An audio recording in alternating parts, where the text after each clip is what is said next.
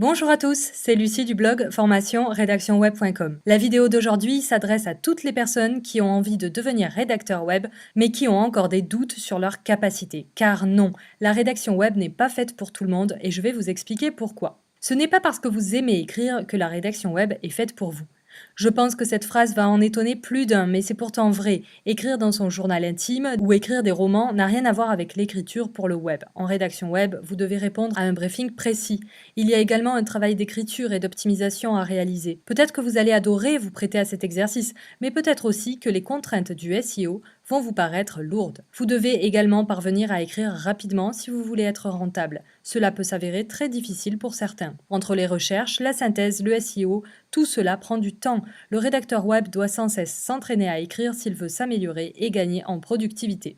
C'est une véritable gymnastique du cerveau. Bien sûr, aimer écrire est un point essentiel puisqu'il s'agit du cœur du métier de rédacteur, mais je tenais vraiment à préciser que cela ne suffit pas. Écrire sans faire de faute d'orthographe n'est pas une option. Et oui, ce n'est pas parce que vous parlez français que vous savez l'écrire parfaitement. Pour devenir un bon rédacteur web, vous devez absolument écrire sans faire de faute d'orthographe, de grammaire ou de syntaxe. Vous devez également maîtriser la typographie et vous entraîner régulièrement. Les dictées doivent devenir vos meilleurs amis. Pour vous assurer de votre niveau, n'hésitez pas à rejoindre le projet Voltaire et à tester vos connaissances. Si vous avez des lacunes, vous allez devoir redoubler d'efforts pour rendre un texte impeccable à votre client. Vous pouvez également investir dans un bon correcteur comme Antidote par exemple, pour réaliser une double vérification. Vous devez néanmoins être en mesure d'écrire un texte en bon français et sans faute pour avoir un avenir dans la rédaction web. La curiosité n'est pas un vilain défaut. J'y ai consacré un article entier sur mon blog. Si vous voulez devenir rédacteur web, ne vous contentez pas d'écrire. Vous devez être curieux et enrichir sans cesse vos connaissances personnelles. De cette manière, vous allez vous habituer à synthétiser de nouvelles informations et vous écrirez plus vite. Comme nous l'avons déjà vu précédemment, le rédacteur web doit écrire vite pour être rentable.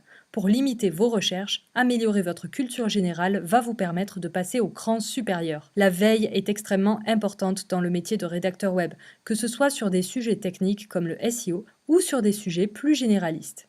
Vous écrivez le succès des autres. Cette dernière partie est un peu particulière et peut être sujette à de nombreuses interprétations, mais je vais tout de même vous en parler. Le rédacteur web SEO est un rédacteur qui sait écrire des articles optimisés pour le référencement naturel. Il est capable de bien positionner un article dans les moteurs de recherche et de garantir du trafic sur un site. Ce travail peut avoir un côté un peu frustrant pour le rédacteur car au final, l'énergie qu'il dépense à écrire n'a pas vraiment de retombée directe pour lui en dehors de la rémunération. Vous connaissez sans doute l'histoire de Cyrano de Bergerac. En tant que rédacteur web, vous pourriez vite avoir envie de voler de vos propres ailes, surtout si vous êtes bon en SEO. Dans ce cas, la rédaction web peut devenir un moyen à une fin.